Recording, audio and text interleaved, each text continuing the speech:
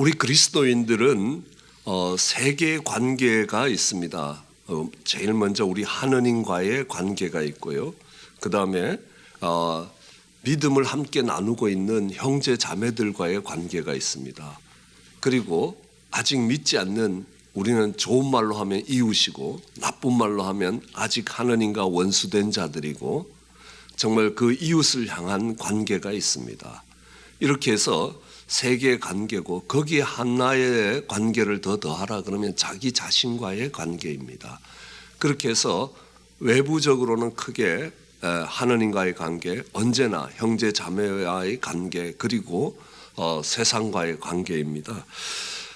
우리가 아름다운 교회라고 이야기할 때 어떤 모습을 보고 우리는 아름답다라고 이야기하느냐 하면, 코가 아무리 예쁘다고 코가 크면 아름다워지지 않습니다. 거리 간격이 맞아야 되고 균형을 이루어야 되는 겁니다. 아름다운 조화가 이루어야 되는 겁니다.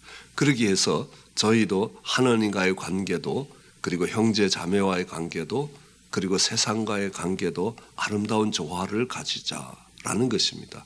우리는 하나님께 은혜를 입고 하나님으로부터 오는 능력에 힘입지 않고는 세상에서 살아갈 수 없습니다. 아니, 믿음의 사람으로 세상을 이기며 살아가기 어렵습니다. 그러기에 무엇보다도 하나님과의 관계, 우리는 이것을 예배라고 이야기합니다.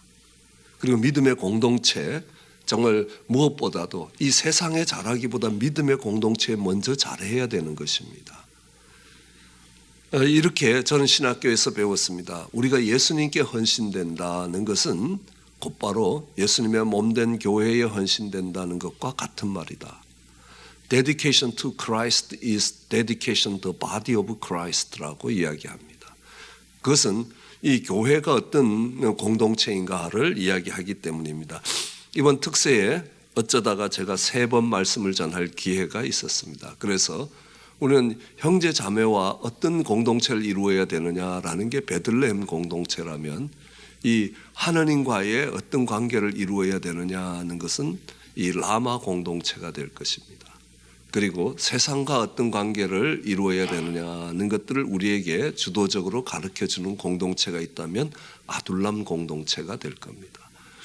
우선 이 라마 공동체는 여러분 저희가 예배를 위해서 기도할 때 늘 하나님, 이곳이 라마 나요처럼 되기를 원합니다 하고 이렇게 기도합니다.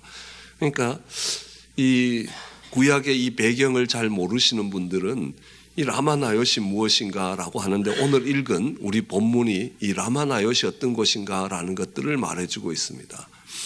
다윗이 라마 나요스로 도망을 왔습니다. 그러니까 사울이 다윗을 잡기 위해서, 체포하기 위해서, 잡아서 죽이기 위해서 사람들을 보냅니다. 체포조를 보냈는데 이 사람들이 라마 나요스에 오더니만 막 찬양하고 정말 이렇게 예언을 하는 겁니다. 우리는 예언은 미래의 일을 맞추는 것이라는 의미보다는 하나님의 말씀이, 적절한 하나님의 말씀이 선포된다는 것입니다. 오히려 미래에 일어날 일들을 하나님께서 말씀해 주시는 것은 이게 예언의 은사가 아니라 지식의 은사입니다. 앞으로 미래에 어떤 일들이 일어날 것이라는 그 사실, 팩트에 대한 지식이 있는 사람이라. 그래서 그 앞으로 일어날 사건을 알고 그것을 대비시키는 사람은 오히려 지식의 은사를 가진 사람이고, 예언이라는 것은 이 시대를 향하여 하나님이 하시는 말씀을 선포하는 겁니다. 그래서 선지자라는 말은 예언자라는 말과 같은 말로 번역이 되고 있는 것을 보면 우리는 잘 알 수 있습니다. 그래서 가면 이들이 예언을 하는 겁니다. 3팀을 보냈는데 3팀 다 가서 다윗을 체포하는 건 다 잊어먹고 거기서 정말 하나님의 말씀을 선포하고 찬양하고 하나님께 예배를 드리고 있는 겁니다.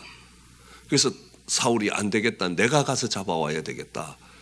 근데 왔더니만 사울도 정말 그 앞에 다른 체포조와 똑같은 것뿐만 아니라 사울은 거기에 더하여 옷을 벗고, 정말 얼마나 망측한 모습이겠습니까? 거기에다가 예언을 하며 하루 밤낮을 벗은 몸으로 누워있다가 그냥 돌아가는 겁니다. 그래서 이스라엘의 속담에 이스라엘에서 하나님의 은혜를 받을 수 있는 가장 마지막 사람, 이어령 교수님이 예수를 믿었다니까 저희 장인어른이 한국에서 예수 믿을 마지막 인간이 예수를 믿었구나 이렇게 이야기하시더라고요. 오랫동안 같은 직장에서 또 학교에서 같이 공부하면서 이렇게 봐왔는데 그 친구가 예수를 믿는다는 것은 도저히 이해가 안 된다라고 이야기하실 정도로 한국의 마지막으로 예수 믿을 사람이 예수를 믿었다라고, 내가 생각하기에 절대로 세상이 개벽해도 예수 안 믿을 것 같은 그 사람이 예수 믿었다. 오늘 이스라엘의 속담에 절대로 하나님의 은혜를 받을 수 없는 것처럼 생각되는 이 사울도 라마나요스에 들어오니까 그냥 은혜를 입더라라고 이야기를 하는 것입니다. 그래서 이 라마나요시 어떤 곳인가라는 것을 우리가 한번 살펴보는데, 이 라마나요시라고 이야기할 때 이스라엘에는 지명의 이름이거나 사람의 이름은 매우 중요한 의미들을 주고 있습니다. 그래서 라마라는 곳은 뭐냐 하면 이 지명이죠. 사무엘이 살고 있는 지역의 이름입니다. 그래서 여러분들이 라마의 의미가 뭔가 하고 구글에 서치를 하면요, 제일 먼저 올라오는 것이 달라이 라마 이렇게 올라옵니다. 그래서 티베트어로는 스승이라는 뜻이다. 그리고 대사, 중을 높여서 부를 때에 그 중에서도 덕망이 높은 분들을 일컬을 때 대사라고 이야기하지 않습니까? 우리 역사책에 보면 임진왜란이 일어났을 때 사명대사가 승병을 일으켜서 국가를 지키는데 봉헌했다, 헌신했다, 이런 말들을 할 때 그때 붙여주는 호칭이 대사라는 겁니다. 그런 의미고, 오늘 이 히브리어로서도 그 비슷한 의미를 갖고 있습니다. 거의 같은 의미인데 이게 지형적으로 쓰일 때는 높은 곳이라는 겁니다. 산 위에 있는 곳, 그러니까 영적으로 높은 곳에 있다라고 이야기를 할 수 있습니다. 그리고 나요시라는 것은 지명 이름이 아니라는 겁니다. 나요시라는 뜻은 여기서 보면요, 다윗이 라마로 갔다는 겁니다. 우리가 읽었던 첫 구절 19장 18절에 보면 다윗이 도피하여 라마로 갔다. 그래서 라마에는 사무엘이 있었기 때문에 사무엘을 찾아간 겁니다.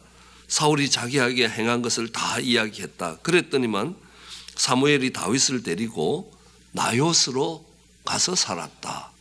이 나요시라는 곳은 어떤 곳이냐 하면 기숙사라는 뜻입니다. 라마에 있는 신학교 기숙사라는 뜻입니다. 자, 이제 이 라마 나요시 어떻게 만들어졌느냐 하면, 사무엘은 여러분들이 아시다시피 정말 이렇게 이 사무엘서가 시작되면 사사기가 끝난다는 걸 배웠습니다. 사무엘서에 한나의 간절한 기도를 통해서 하나님께서 자식이 없는 한나에게 아들을 주셨는데 정말 사무엘을 주셨습니다. 내가 하나님께 구해서 얻은 아들이라는 의미를 갖고 있는 사무엘이 태어났습니다. 그래서 이 한나는 사무엘을 자신이 키우지 않고 젖 먹을 때까지만 키우고 젖을 떼자 이 제사장, 그 당시에 대제사장이었던 엘리에게 보내서 엘리 속에서 컸습니다. 그때 엘리는 영적으로 이미 영감이 떨어져서 하나님의 음성을 들을 수 없는 자리에 갔습니다.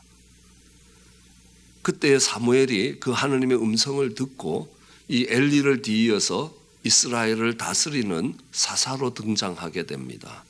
그래서 이 사무엘이 엘리를 뒤이어서 사사로 등장한 후에 정말 그러니까 이 오랜 시간이 지난 뒤에 이스라엘 백성들이 왕을 구했습니다. 그래서 당신은 늙었고 당신 자녀들은 이스라엘을 바르게 통치할 것 같이 보이지 않으니까 우리가 왕을 구하겠다 하니까 하나님이 섭섭해 하셨습니다. 사무엘도 힘들어하고, 왜냐하면 그들이 하느님이 왕이 되는 걸 싫어해서 자기들의 왕을 세우겠다라는 겁니다. 그래도 왕을 찾아주라고 이야기하십니다. 그러자 이 사무엘이 쭉 이렇게 하나님이 사무엘에게 사울이란 청년을 보냈습니다. 그래서 그에게 기름 부었습니다. 그가 이스라엘 왕으로 세워질 때 나는 왕이 될 수 없는 사람이라고 이렇게 곡식을 넣어놓는, 우리로 보면 쌀두지 같은 데 숨어갖고 안 나왔습니다. 그럴 정도로 겸손한 사울을 왕으로 세웠는데 사울이 왕권이 점점 확립돼 가면서 패역되기 시작하는 겁니다. 교만해지기 시작합니다. 그래서 정말 여러 가지 실수를 합니다. 이제 블레셋과 전쟁에 나가야 했습니다. 이게 블레셋이 많은 군대가 모래알처럼 이렇게 블레셋이 공격해 오는데 사무엘이 빨리 안 오는 겁니다. 그러자 정말 이렇게 빨리 하나님께 먼저 예배를 드리고 이제 전쟁에 나가야 되는데 예배를 인도해 줄 이 사무엘이 안 오는 겁니다. 기다리다 안 돼서 사울이 그럼 내가 예배를 드리자 라고 해갖고 예배를 드리고 예배를 딱 마치자마자 사무엘이 오는 겁니다. 그래서 사무엘이 이야기합니다.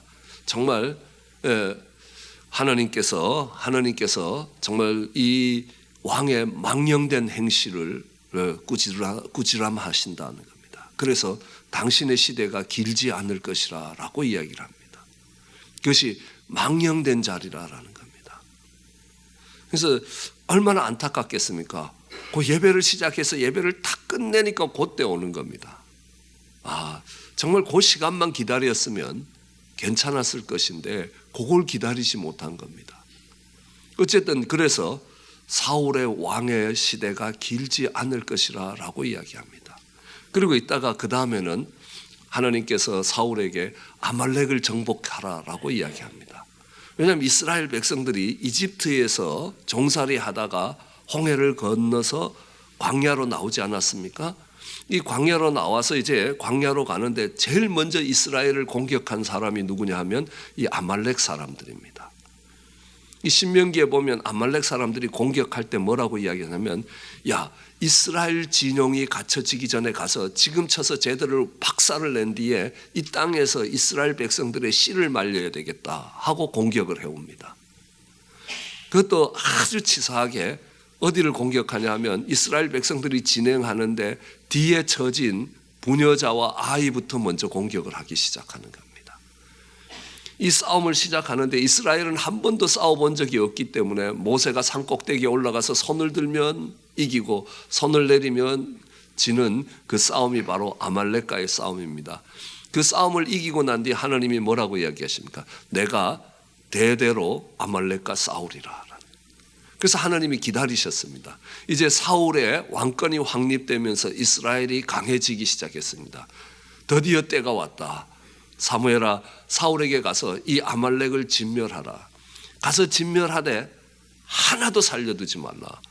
왜냐하면 그들이 이스라엘 백성들이 이집트에서 나올 때에 어린 아이까지 하나도 살려두지 아니하고 아주 그 이스라엘의 씨를 말리겠다라고 이야기하니까 그들이 했던 말이 그들의 머리에 돌아가게 만들어주라라는 겁니다. 그래서 사울이 가서 정말 아말렉과 싸워서 이겼습니다. 근데 다 진멸하기보다도 왕을 그냥 생포해서 갖고 왔습니다. 왜 갖고 왔겠습니까? 우리가 다 죽이고 왔다 그러면 사람들이 진짜 죽였는지 안 죽였는지 별로 알 수가 없지 않습니까? 그런데 왕을 생포해갖고 끌고 오면 전쟁에 확실히 승리했다는 백성들에게 분명한 메시지를 전할 수 있는 것입니다. 거기에다가 양과 소와 이런 좋은 이 짐승들을 끌고 왔습니다. 사무엘이 사울을 만나서 이 짐승의 울음소리가 뭐냐는 겁니다. 이거 하나님께 예배 드릴 때 제물로 쓰기 위해서 갖고 온 거라는 겁니다. 그때 아주 유명한 말을 합니다. 그러니까 순종이 제사보다 나은 겁니다. 하나님의 말씀을 듣고 가서 그들이 정말 하나님 앞에 대적하여 그 하나님 백성을 다 죽이겠다고 했던 그 말을 그들의 머리에 돌아가게 만들어야 할 하나님의 언약의 성취가 무너진 것이라는 겁니다. 그래서 사무엘이 왜 그러냐고 다시 물으니까 백성들이 무서워서 그랬다는 겁니다. 왜냐하면 전쟁에 승리했는데 내 손에 아무것도 전리품이 없다라고 하면 백성들이 실망해서 왕을 욕할 것이고 왕권이 약화될 것을 생각해서 백성이 두려워서 그랬다는 겁니다. 그러자 하나님이 이 나라를 당신에게서 빼앗아서 다른 사람에게 줄 거다. 그리고 하나님의 말씀을 따라서 가서 다윗을 만나서 다윗에게 기름을 부으시는 겁니다. 자, 그때 그 이후로 정말 지도자가 폐역되었습니다. 더 이상 하나님이 축복하실 수 없는 그런 이스라엘의 지경이 된 이런 영적으로 참 어두운 때에 사무엘이 했던 것은 자기 고향 라마로 돌아가서 신학교를 세운 겁니다. 그때는 뭐 신학교라고 하지 않겠죠. 그러니까 그 고향에서 하나님의 말씀으로 살아갈 사람을 하나씩 가르치고 있었습니다. 그래서 하나님에 대해서 배우고 하나님에 대해서 더 잘 알고 하나님의 뜻에 따라 정말 살아가겠다라는 결심을 한 사람들이 내 삶 전체를 하나님께 드리겠다는 사람이 라마로 몰려오기 시작했습니다. 그래서 그 사람들이 살기 위해서, 그 사람들이 정말 거주하기 위해서 지은 기숙사가 라마 나요시라는 겁니다. 그런데 그곳에 하나님의 임재와 하나님의 역사가 얼마나 강력한지 누구든지 들어오는 사람은 다 은혜를 받게 됩니다. 그래서 저희도 정말 이 예배에 하나님의 임재가 강력하면 많은 사람들이 이 예배당에 와서 앉으면 정말 나도 모르게 마음이 감동이 되는 겁니다. 그래서 저희는 이런 이야기를 듣기를 원합니다. 내가 이 자리에 와서 예배를 드리기 위해서 이 자리에 찾아왔는데 난 아직도 예수님도 모르고 정말 아무것도 모르는 정말 신앙에 대해서 첫걸음을 내딛는 사람인데 나도 모르게 눈물이 난다는 겁니다. 이 이야기를 들을 때 하나님이 이곳을 라마나요처럼 만들어 주시고 있다라는 데 대한 응답이라는 겁니다. 찬양을 부르는데 정말 눈물을 흘려야 될 곳이 아닌데도 나도 모르게 감동이 돼서 눈물이 난다는 겁니다. 하나님의 임재와 역사가 이 라마나요처럼 임하고 있는 것들을 우리는 볼 수 있습니다. 자, 이제 사무엘의 입장에서 하나님의 뜻을 따라서 하나님이 보내신 그 겸손한 사울을 왕으로 세웠는데도 그 사울이 교만해서 더 이상 이스라엘 국가에 사울이 죽기 전까지 소망이 없어져 버린 것들을 봅니다. 오늘 이 시대를 본다 할지라도 이 시대의 암울함과 이 성경을 기준으로 이 법을 만들었다라고 하는 미국의 헌법이 무너지면서 정말 이렇게 이 동성연애가 어느 곳 못지않게 만연한 이 미국 땅을 이렇게 바라보면서 소망이 없을 수 있다는 겁니다. 그럴 때 하나님의 해결책은 한 교회가 정말 라마나요처럼 바뀌면 거기에 새로운 회복이 있을 수 있다는 것을 말씀합니다.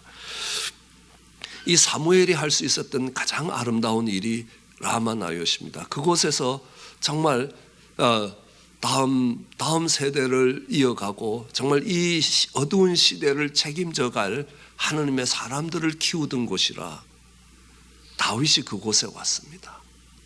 다윗이 그곳에 온 것입니다. 그래서 다윗을 만들어낸 공동체가 바로 라마 공동체라. 라마의 기숙사에서 다윗은 정말 하나님의 사람으로 빚어지기 시작했고 훈련되기 시작했다는 겁니다. 물맷돌을 들고 하나님을 향하여 열정을 갖고 일어섰던 다윗이지만요, 고난이 밀려올 때 그게 안 된다는 걸 압니다. 나중에는 결국 정말 팔레스타인에 블레셋에 항복해서 블레셋의 군장이 돼서 이스라엘을 향해서 칼을 뽑는 다윗의 모습을 봅니다. 그런데 진정 하나님의 사람으로 살아간다면 그 물맷돌을 든 정말 골리앗 앞에서는 열정만 갖고 안 된다. 그가 훈련받은 곳이 어디냐? 이 라마 공동체라는 겁니다. 이 라마 공동체를 이끌어갔던 사울의 입장에서 한번 생각해 보면 어떤 점이 가슴 아팠겠습니까? 사울이 왜 실패했느냐라는 것들을 분석해야 되는 거 아닙니까? 분명히 사울이 시작할 때도 겸손하기 그지없는 사람이었습니다. 하나님을 경외하는 사람이었습니다. 이스라엘 백성들이 다 그의 지도력에 머리를 숙일 수 있었던 사람이었습니다. 처음부터 잘못된 사람들이 아니라라는 겁니다. 그가 그 자리에서 교만해진 겁니다. 그런데 그가 교만해진 문제가 무엇인가를 생각해 보면서 이 문제를 해결해야만이 앞으로 이 라마 기숙사에서 정말 생활하면서 신앙을 익힌 사람들이, 신앙의 훈련을 받은 사람들이, 그들이 보내지는 각 곳에서 정말 빛과 소금의 역할을 해서 이 어두워져가는 이스라엘 백성들을 다시 살릴 수 있다라는 생각을 하지 않았겠습니까?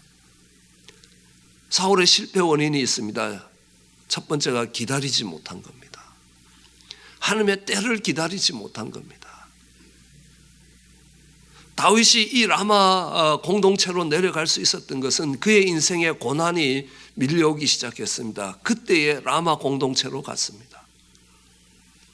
입학 조건이, 인생이 내 뜻대로 잘 풀려가고 아무 걱정이 없는 그런 사람이 라마 공동체로 오는 것이 아니라 인생의 곤고한 시간을 만난 사람들이 정말 왕이 죽이겠다고 칼을 들고 쫓아와서 내일은 내가 살아남을지 아니면 붉은 피를 흘리고 이 광야에서 죽어야 될지 모르는 다윗이 들어오는 곳이라는 겁니다. 이 세상에 소망이 없다고 생각한 사람들이 정말 마지막 소망이라고 찾아올 수 있는 곳이 라마 공동체였습니다. 그곳에서 이 사무엘이 그들에게 가르쳤던 것은 사울의 실패를 다시 반복하지 않도록 가르친 겁니다. 그것이 제일 먼저 가르친 것이 기다림이라는 겁니다. 하나님의 때를 기다리는 겁니다. 하나님 언제까지입니까? 언제까지입니까? 저도 허리가 아파서 누워 있으면서 하나님 언제까지 내가 이렇게 누워 있어야 되는 겁니까? 하나님 언제까지입니까? 혹시 한 달을 그렇게 하실 겁니까? 이 해가 끝날 때까지일 겁니까? 그런데 하나님이 이야기하시는 게 때와 기한은 너한테 있는 게 아니라라는 겁니다. 우리가 예루살렘에서 기다리라고 이야기하니까 정말 그 제자들이 언제까지 기다려야 됩니까? 언제까지 우리가 이 로마의 식민지로 이렇게 고통스럽게 살아야 됩니까? 하나님이 정말 하나님의 나라, 하나님이 통치하는 나라가 되도록 회복시켜 주실 때가, 이 이스라엘을 회복시켜 주실 때가 언제입니까? 그러니까 때와 기한은 아버지께 있다는 겁니다. 네가 관심을 둘 것이 아니라 너는 오직 성령이 임하시면 정말 권능을 받아 예루살렘과 온 유다와 사마리아 땅끝까지 내 증인이 되는 것이라. 시간하고 관계가 되는 게 아니랍니다. 우리는 언제나 시간에 집중하기 시작하면 믿음에서 실족할 수 있다는 겁니다. 그래서 정말 그 기다림의 시간, 아주 고통스럽게 1분 1초가 힘들고 정말 어려운 그 시간에서 하나님이 기다림의 훈련을 하시는 것이라. 어쩌면 이렇게 내 인생을 이렇게 내 인생의 마지막까지 이렇게 간다라고 할 때 하나님이 무엇을 원하실 것인가?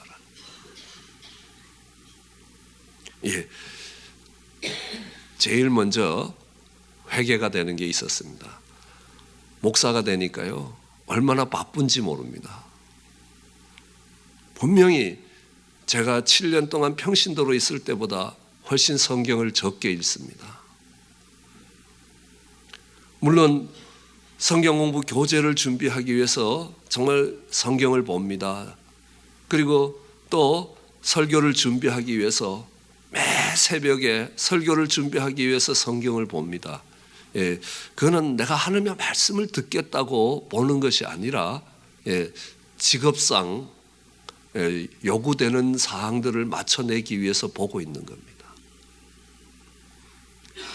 내가 겸손한 심령이 되어서 하나님이 하시는 말씀을 듣기 위해서 성경을 여는 게 아닙니다.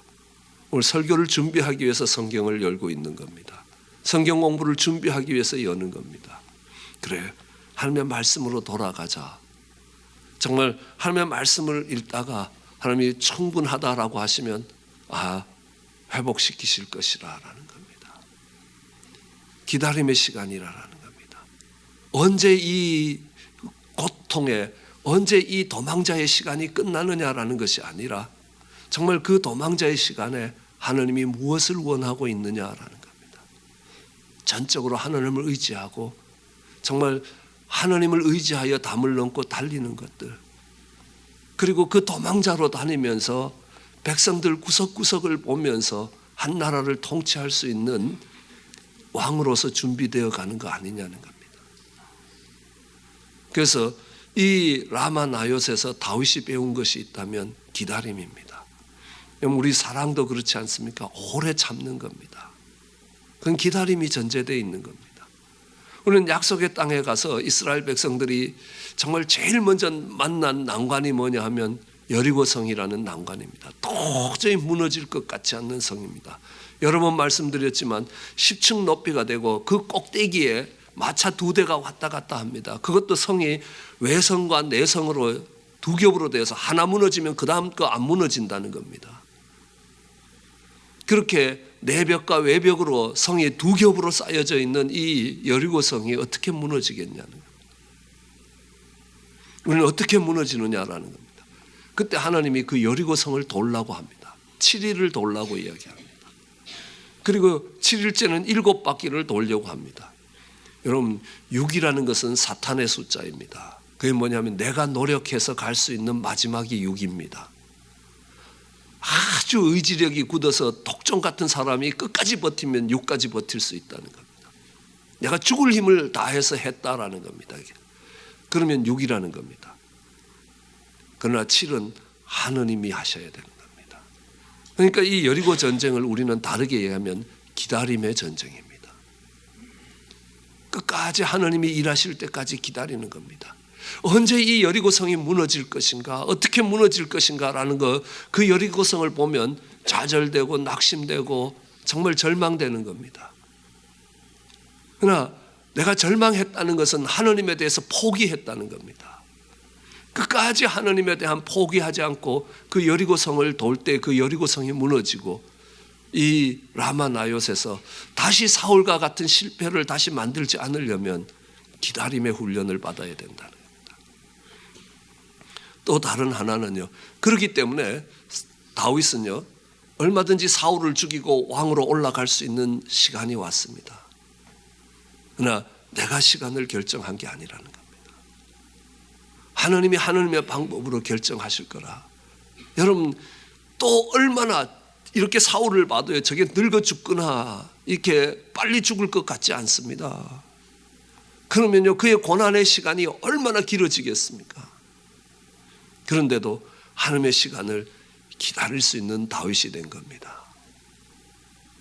어디 있어요? 라마 나요셋에서 그렇게 됐습니다. 그리고 다윗은 그 라마 나요셋에서 순종에 대한 훈련을 배웁니다. 내가 무엇인가를 정말 하나님께 기쁨이 되기 위해서 하는 것보다 하나님의 말씀 앞에 머리 숙이는 게 더 소중한 것이라. 성경이 약속하지 않지 않습니까? 신명기 28장을 읽어보면 순종하는 자에게는 이런 축복이 있다고, 순종하지 못하는 자들에게는 이런 저주가 있다고. 여러분, 신명기 28장은 불신자를 향하여 주신 말씀이 아닙니다. 광야에서 하나님이 어떻게 역사하시는가를 배우고 이제 새로운 땅, 하나님이 약속하신 땅, 믿음의 높은 경지에 들어가는 그 가나안 땅에 들어가는 하나님 백성들에게 주신 말씀이라는 겁니다. 그들의 인생을 가르는 것이 순종과 불순종입니다.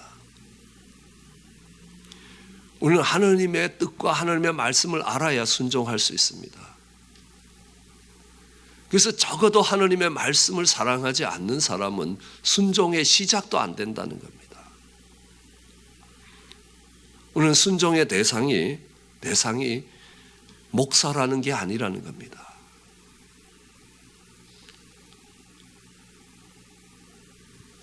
목사의 말을 인정하는 것도 하나님 봐서 인정하는 겁니다. 하나님이 그렇게 하라 하시니까 내가 하나님 말씀에 머리를 숙이는 것이지 사람이 아니지 않냐는 겁니다. 내가 내 아버지에게 머리 숙이는 것은 하느님이 그를 내 아버지로 세웠기 때문이지 그가 훌륭한 사람이기 때문이 아니라라는 겁니다. 저는 늘 이야기하지만 저희 옆 동네에 국회의장님이 사셨습니다. 시골 동네예요. 그 아버님이 늘 같이 농사 짓고 있던 분이었는데요. 어느 날 아드님이 찾아오셨나 봅니다. 저는 제 생에 그렇게 큰 차들이, 새까만 차들이 막 여러 대에서 그 한 대가 돌아갈 수도 없는 그 시골에 그 차들이 쭉 들어오는 광경을 보면서 제가 참 대단하다라는 생각을 했던 적이 있습니다. 그 차에서 내리니까요, 그 아버지가 지게작대기를 들고 아들을 패겠다고 막 쫓아오시는 겁니다. 왜냐하면 국회에서 여자도 호주가 될 수 있다라는 법을 토의하기 시작했기 때문입니다. 통과는 안 됐습니다. 그렇지만 그거를 법안으로 받아들였다는 것 때문에 정말 아들을 지게작대기로 패겠다고 쫓아오는데요, 아무도 못 말리더라는 겁니다. 제가 지게작대기를 들고 국회의장을 향해 가면요, 아마 경호원들이 가만히 안 뒀을 겁니다. 그런데 아버지가 그러니까 어쩔 수 없더라는 겁니다. 생각해 보십시오. 정말 아들은 그 나라의 삼부 요인 중에 한 명입니다. 아버지는요, 배우지 못하고 무식하고 농사짓고 아무것도 모르는 그런 아버지라는 겁니다. 그래도 아버지와 아들이 되는 것은 하나님이 그를 아버지로 두게 하셨기 때문이라는 겁니다. 그 사람이 훌륭하고 뛰어나기 때문이라는 것 아닙니다. 우리의 순종이 하나님이 받으시는 순종이 되는 것은 하나님이 말씀하셨기 때문에 그렇다는 겁니다. 하나님이 그렇게 말씀하셨기 때문에 세상의 권세에 대해서도 그 권세를 인정하는 것은 성경이 그렇게 하라 하셨기 때문에 한다는 겁니다. 그럼 그때 세상의 왕이 누구냐 하면 네로 왕이었습니다. 로마를 불지르고 그것을 그리스도인들에게 누명을 씌워서 수없이 죽여나가던 네로를 향하여 그 세상의 권세를 인정하고 정말 그 권위를 인정하라는 겁니다. 하나님이 하실 것이라는 겁니다. 하나님이 네로를 움직이는데 어렵겠습니까? 오늘 저녁에 심장마비로 데려가실 수 있습니다. 하나님이 수단이 없어서 그걸 두고 계시는 것 아니라는 것. 우리의 순종이 가능한 것은 내 머리카락 하나까지 하나님이 헤아리시면서 하나님이 다스리고 계시다라는 하나님의 절대 주권에 대한 신뢰가 있을 때 우리는 순종이 가능합니다. 하나님 뜻이 아니면 바꿔놓으실 것이라. 다윗은 이것을 배웠습니다. 그리고 이 라마 공동체에서 기다림의 훈련, 인내와 순종을 배웠습니다. 그리고 그렇다고 도망자 생활이 끝난 건 아니지만 그 도망자 삶 속에서 그는 순종을 훈련하고 그리고 인내를, 기다림을 훈련합니다. 그리고 하나님의 마음에 합한 자가 되어 왕으로서 이스라엘 백성들을 다스려서 새로운 시대를 열어갈 수 있었습니다. 저희는 기도합니다. 정말 이 자리가 라마 나요처럼 정말 하나님의 임재가 있고 그런 곳이 되기를 원합니다. 그러기에 우리는 한 손의 인내와 한 손의 순종이라는 걸 배워서 세상 가운데, 소망이 없는 세상 가운데서 다시 빛과 소금의 역할들을 감당하기를 원합니다. 그럴 때 우리를 일컬어서 하나님이 내 마음에 합한 자라라고 말씀해 주실 겁니다. 그런 은혜와 축복이 우리 모두에게 있기를 주의 이름으로 축원합니다.